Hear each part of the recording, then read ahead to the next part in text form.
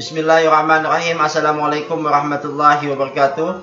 Peserta didik kelas 9 dimanapun berada, semoga sehat-sehat saja, dijauhkan dari virus corona, dan semoga senantiasa tidak lupa mengajinya, tadarusnya, dan senantiasa takwa kepada Allah. Dan mudah-mudahan kita dicatat sebagai orang-orang yang ahli takwa. Pada pertemuan kali ini kita masih membahas tentang materi akikah dan kurban bersama Bapak. Baiklah, mohon dipersiapkan buku pelajarannya agar bisa diikutin, disesuaikan, dan didengar apa yang Bapak jelaskan. Akikah dan kurban ini adalah merupakan bagian daripada syiar Islam yang sangat disunahkan kepada kita orang beriman untuk melaksanakan, untuk ittiba, mengikut dengan Rasulullah SAW, dan untuk takarub, mendekatkan diri kepada Allah Subhanahu wa Ta'ala. Akikah dan kurban masing-masing punya ketentuan yang berbeda. Kita akan ulas satu persatu. Kita mulai dari akikah terlebih dahulu. Bisa disesuaikan dengan apa yang dilihat pada buku pelajarannya. Akikah tersebut dalam hadis Rasulullah SAW dalam riwayat Ibnu Majah, an Samurata anin Nabi qala kullu gulamin murtahannun bi aqiqatihi bahun anhu yawma sabi'i wa yughlaqu ra'su wa yusamma, rawahu Ibnu Majah. Dari Samurah bahwasanya Nabi bersabda, setiap anak tergadaikan dengan akikahnya yang disembelih pada hari ke-7, dicukur rambut kepalanya dan diberi nama. Jadi waktu untuk akikah ini disunahkan pada hari ke-7, walaupun tidak dilarang pada hari kedua, ketiga karena keadaan tertentu, misal mendesak, orang tua harus pergi berangkat kerja ke suatu wilayah, maka daripada tidak terlaksana pada hari ke-7 dipercepat. Tetapi untuk mendapatkan sunnah, maka dilaksanakanlah pada hari ke-7. Jika tidak bisa dilaksanakan pada hari ke-7, dilaksanakan pada hari ke-14. Jika tidak bisa, maka dilaksanakan pada tanggal 21 setelah kelahiran. Kemudian pada 30 hari kelahiran, maka setelah itu tidak ditentukan lagi tanggalnya kapan sekiranya bisa. Tentu kita menghendaki pelaksanaan ini sempurna, dilaksanakan penyembelihan itu pada tanggal-tanggal yang telah menjadi sunnah. Bersamaan dengan akikah juga diadakan pemotongan rambut. Paling abdul pemotongan rambut ini itu digundul habis. Jadi rambutnya itu digundulin, baik itu bayi perempuan atau bayi laki-laki. Kemudian rambutnya ditimbang. Seberapa timbangan rambut itu, kemudian kita bersedekah dengan nilai emas. Kalau tidak mampu emas, barangkali dengan nilai perak. Dan pada hari ke-7 ini pula diberi nama. Yang paling berhak memberi nama adalah ayah dan ibu. Kita lanjut. Hukum akikah adalah sunnah muakkad, artinya sunnah yang sangat dianjurkan oleh Rasulullah kepada orang tua yang mampu. Mampu karena di dalam lingkungannya dia sedang seorang pengembala, tinggal menyembelih, atau karena dia memiliki uang yang cukup untuk menyembelih hewan akikah. Sekiranya dia tidak mampu, maka tidak dosa karena hanya sebuah sunnah. Dan sekiranya dia tidak mampu, boleh menunda pada tanggal 14, 21, 30 atau pada hari-hari yang lain. Memang ada ulama yang berbeda pendapat mengatakan apabila tidak bisa disembelih pada tanggal yang ditentukan, maka hukum daripada sunnah akikah jatuh atau tidak lagi dianjurkan. Tetapi yang paling muktamad, selama bahwa dia adalah pemeliharaan orang tua, hukum akikah tetap sebuah suatu sunnah dilaksanakan sekalipun tidak pada tanggal-tanggal yang tersebut. Kemudian ketentuan hewan akikah. Jadi hewan akikah tidak semua hewan bisa dijadikan akikah. Tidak boleh ayam dan tidak pula berlebihan. Misal kita tidak memotong sapi sebagai akikah, tidak memotong unta sebagai akikah. Ada orang yang bertanya kepada Sayyidah Aisyah, bolehkah yang kupotong itu unta karena yang kumiliki adalah unta?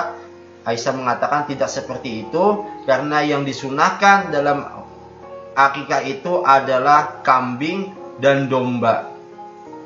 Nah, untuk kambing dan domba itu ada persyaratan. Yang pertama, domba itu sehat, tidak kurus dan tidak cacat. Bahwa kita bersyukur diberikan oleh Allah seorang anak bayi yang sehat, maka tentu kita syukur kepada Allah dengan cara mengorbankan hewan akikah yang baik pula. Dan kalaupun hewan itu sudah memenuhi syarat seperti dia sehat, tidak kurus, tidak cacat. Cacat ini baik cacat yang fatal ataupun tidak. Cacat yang fatal misal kakinya pincang, tentu tidak boleh dijadikan hewan akikah. Ataupun hanya matanya yang misal buta sebelah, atau bahkan tanduknya yang pecah, itu kita hindarin. Cari kambing dan domba yang sempurna, yang bagus untuk diakikahkan. Kemudian kambing dan domba itu sudah berumur 1 tahun lebih. Jadi minimal umurnya 1 tahun. Lebih daripada itu 2 tahun, 3 tahun tidak masalah, tetapi minimal 1 tahun. Seandainya kita tidak tahu berapa tahun umur dari kambing ini, kita lihat apabila ada giginya yang sudah tanggal berganti, tanda bahwa kambing dan domba ini sudah bisa dijadikan hewan akikah. Nah, kemudian untuk hewan akikah, apabila telah kita sembelih, maka pembagian daging akikah ini diserahkan kepada orang-orang yang ada di lingkungan kita terlebih dahulu. Diutamakan adalah kerabat, sahabat yang ada di lingkungan kita. Terlebih jika di lingkungan itu ada orang yang tidak mampu, orang yang miskin, maka kepada mereka itu sangat utama diberikan daripada daging akikah. Nah, untuk daging akikah ini disunahkan adalah yang menjadi pembagiannya itu daging yang sudah masak. Jadi kita serahkan kepada mereka yang berhak dalam keadaan sudah masak. Walaupun seandainya kita tidak memungkinkan memasak, kita kasih yang mentah, itu tidak mengurangi dari maksud daripada akikah. Hanya saja tidak utama. Lebih utama dimasakkan. Boleh dengan cara kita mengundang orang untuk hadir di rumah kita dalam bentuk walimah, akikah, ataupun dengan cara kita yang membagi, mengantar ke rumah-rumah orang yang kita beri hewan akikah ini. Paling utama dalam penyembelihan hewan akikah adalah orang tuanya sendiri. Siapa yang memiliki anak tadi, maka sang ayahlah yang menyembelih. Jika ayahnya terampil, jika ayahnya itu bisa menyembelih. Namun jika ayah ini tidak mampu menyembelih karena tidak terampil, boleh diwakilkan kepada orang lain. Maka ketika menyembelih itu diniatkan untuk anak yang diakikahinya. Misal dia punya anak sebanyak 2 pada saat lahir, maka diniatkanlah untuk 2 anak tersebut. Maka jika seandainya 2 anak dan dia hanya mampu mengakikahi salah satunya, maka dia niatkan untuk anak yang mana dia sembelih ini akikahnya, sehingga yang satunya dianggap belum berakikah. Untuk berakikah ini ada sebuah sunnah. Jangan dipaksakan sehingga sampai berhutang, kemudian apalagi menjual daripada barang-barang di rumah hanya demi sebuah sunnah. Ini adalah keutamaan bagi orang yang mampu sebagai wujud syukur memiliki anak. Tapi bukan berarti bahwa dipaksakan. Hikmah pelaksanaan akikah itu adalah yang pertama menghidupkan sunnah, karena Rasulullah mengajarkan kepada kita untuk melakukannya. Tentu jauh lebih berbahagia dengan diberikan anak oleh Allah daripada hanya kehilangan hewan. Kita mengingat bagaimana kisah Habil mendapatkan sang istri. ketika bersaing dengan Qabil, dia mengorbankan hewan ternaknya yang terbaik. Bagaimana kisah Nabi Ismail alaihissalam ditebus oleh Allah dari kewajiban disembelih dengan kibas. Bagaimana kisah Nabi Musa alaihissalam untuk menghidupkan orang yang mati agar hilang fitnah di bangsa Israel, juga menyembelih seekor sapi. Nah, begitupun pula kepada kita sebagai bentuk syukur atas diberikan anak oleh Allah, maka kita berakikah. Maka dalam istilah setelah menghidupkan sunnah, membebaskan anak dari ketergadaian. Ibadah akikah mengandung unsur perlindungan dari setan. Ada setan yang bernama Sibyan. Ini senantiasa mengganggu anak sehingga anak suka menangis. Anak kadang kala tidak mudah dilindungi, dijaga, rewel. Ini barangkali diganggu oleh setan yang kita tidak terlihat. Maka dengan menyembelih hewan akikah ini, anak menjadi terjaga, yang dijaga oleh malaikat. Yang keempat, dengan ridha pertolongan Allah, akikah dapat menghindarkan dari musibah, keburukan moral, dan penderitaan. Kalau kita menyembelih hewan akikah, maka jangan kita celah hewan akikah tersebut, jangan kita patahkan tulang-tulangnya, supaya anak ini menjadi anak yang kuat ke depannya. Kecuali dipotong, tapi jangan dipatahkan sebagai bentuk simbol bahwa agar anak ini nanti tidak mudah rapuh fisiknya. Yang kelima, merupakan bentuk takarub pendekatan kepada Allah. Yang keenam, akikah sebagai sarana menampakkan rasa gembira. Yang ketujuh, memperkuat tali silaturahmi. Karena masyarakat akan kita undang, di sana akan terjadi pertemuan silaturahmi, suatu kebahagiaan, dengan tidak disadari bahwa di sana memperkuat ukhuwah Islamiyah.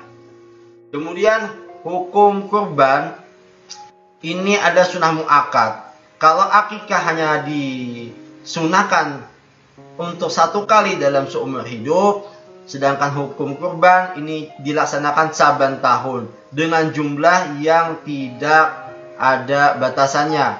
Kalau kita untuk hewan akikah ini 1 ekor untuk anak perempuan dan 2 ekor anak laki-laki. 2 ekor anak laki-laki. Tetapi kalau untuk kurban tidak ada batasan jumlahnya. Dan untuk kurban ini semua jenis hewan yang halal boleh dijadikan kurban. Mulai dari kambing, domba, unta, kerbau. Tetapi tidak boleh yang jadi kurban itu adalah hewan unggas seperti ayam, bebek, walaupun dengan jumlah yang banyak tidak bisa. Tetapi sifatnya hewan ternak yang berupa kambing, domba, unta, dan sejenisnya. Nah, ketentuan hewan kurban, yang pertama untuk unta sudah berumur 5 tahun. Kurang dari 5 tahun jangan disembelih, tidak memenuhi syarat. Kalau sapi setelah 2 tahun. Kalau kambing sudah berumur 2 tahun. Dan biri-biri sudah 1 tahun dan telah berganti. Nah, untuk unta ini dapat dibagi menjadi 7 orang. Jadi 1 ekor unta ini dibeli oleh 7 orang, kemudian niatnya berkorban oleh 7 orang muslimin. Begitu pula sapi, ini dibeli oleh 7 orang, kemudian diniatkan untuk berkorban sebanyak 7 orang. Kalau kambing hanya cukup 1 orang, biri-biri juga hanya untuk 1 orang. Unta kalau ada yang sanggup 1 ekor sendirian, boleh. Hanya ditebus oleh 2 orang, boleh. Hanya ditebus 3, 4, 5, 6 orang, boleh. Tetapi paling banyak unta 1 ekor itu ditebus oleh 7 orang untuk berkorban. Maka jika ada orang yang ke-8, dia tidak masuk hitungan 1 unta. Dia harus pindah ke kambing saja agar bisa berkorban. Ini ketentuan tentang hewan kurban. Hadis riwayat Bukhari dan Muslim disyaratkan, kami pernah menyembelih binatang kurban bersama Rasulullah pada tahun Hudaybiyah. dengan seekor unta dibagi 7 orang dan lembu juga 7 orang. Begitu. Waktu penyembelihan kurban. Waktu penyembelihan kurban itu ditentukan hanya 4 hari. Tanggal 10 yakni hari raya Aidil Adha dimulainya setelah sholat Aidil Adha sampai dengan tanggal 13 Zulhijjah sebelum sholat asar. Jadi tanggal 13 Zulhijjah kalau sudah dikumandangkan sholat asar, kemudian selesai sholat, maka setelah sholat asar itu tidak boleh lagi ada penyembelihan hewan kurban. Jadi dikasih waktu selama 4 hari menyembelih. Boleh dilaksanakan siang, boleh dilaksanakan penyembelihan itu di waktu malam, tidak ada perbedaan. Maka apabila sebelum tanggal 10 Zulhijjah disembelih, maka itu tidak bisa disebut hewan kurban, hanya sedekah biasa. Seperti kita melihat di pasar banyak sapi daging yang dijual, disembelih, itu bukan daging kurban, tapi hanya daging sembelihan biasa. Apabila niatnya berkurban dengan melihat ketentuan tanggal yang tersebut 10, 11, 12, 13, pahalanya berkali lipat di sisi Allah. Darahnya, bulunya, dagingnya, bahkan kotorannya pun semua ada kebaikan, mempunyai nilai di sisi Allah Subhanahu wa Ta'ala. Nah, kemudian ini firman Allah ini menyebutkan bahwa Allah sama sekali tidak menghendaki daging, tidak menghendaki tulang darah dari apa yang kita sembelih.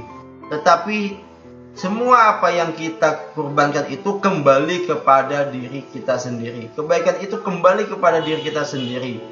Maka disebutkan oleh Allah dan firman-Nya, inna sholati wa nusuki wa mahyaya wa mati lillahi rabbil alamin. Sesungguhnya salatku, hajiku, hidupku, matiku itu ada karena Allah. Maka dalam berkorban itu tidak boleh kita niatkan selain daripada Allah Subhanahu wa Ta'ala. Ini berhubungan kurban ini adalah akan kisah Nabi Ismail alaihi salam. Maka nilai syiar sangat besar ketika kita berkurban, hendaklah penyembelihan itu ditampakkan saat Aidil Adha. Kemudian pembagian daging kurban ini diutamakan kepada fakir dan miskin yang ada di lingkungan tersebut. Jika sudah terpenuhi semua fakir miskin di lingkungan tersebut, maka bolehlah kita distribusikan kepada wilayah lain yang membutuhkan. Sehingga barangkali diawetkan, dikalengin. Tidak mesti distribusinya pada tanggal 10, 11, 12, 13 pada hari tasyrik. Boleh setelah hari-hari itu kita awetkan. Tetapi penyembelihannya yang wajib dilaksanakan pada hari itu. Apa hikmah dari pelaksanaan hewan kurban? Adalah pertama, menghidupkan sunnah para nabi, khususnya Nabi Ibrahim alaihissalam. Karena Nabi Ibrahim setelah menyembelih Nabi Ismail, tetapi Allah ganti dengan kibas, Nabi Ibrahim senantiasa menyembelih hewan kurban. Kemudian untuk mendekatkan diri dan takarub kepada Allah Subhanahu wa Ta'ala. Makanya disebut dengan kurban, kurba, qaraba, dekat. Tentu secara fisikis bahwa saat orang yang berkurban akan merasa bahwa dia adalah orang yang sudah takarub kepada Allah, karena dia telah mengorbankan sesuatu dari hartanya yang berharga untuk berbagi kepada sesama. Kemudian hikmah yang lain ada menghidupkan makna takbir pada hari raya tanggal 10 hingga tanggal 13 Zulhijjah. Yang kurban mengajarkan kepada kita untuk bersikap dermawan, tidak gampang untuk berkurban, karena apa yang dia kerja dengan bersusah payah, dia bagi dengan orang lain. Yang orang lain itu tidak pernah tahu bagaimana letihnya dia bekerja, tetapi demi untuk mendapatkan kebaikan, dia berbagi. Kurban mendidik kita untuk peduli kepada sesama. Barangkali di lingkungan kita bahkan ada orang yang sangat jarang makan daging. Namun pada momentum Lebaran Aidil Adha itu kita saling berbagi, di mana sangat berbahagia karena di sana bersamaan dengan syiar Islam. Mendidik kita untuk membunuh sifat kebinatangan, sifat ketamakan, sifat rakus, ingin menang sendiri. Jadi simbol dari kehewanan pada diri kita, kita potong, kita sembelih pada hewan. Dengan maksud bahwa semoga Allah menghilangkan sifat kehewanan itu dalam diri kita. Demikian yang Bapak dapat sampaikan, semoga bermanfaat. Wallahu muwaffiq. Wassalamualaikum warahmatullahi wabarakatuh.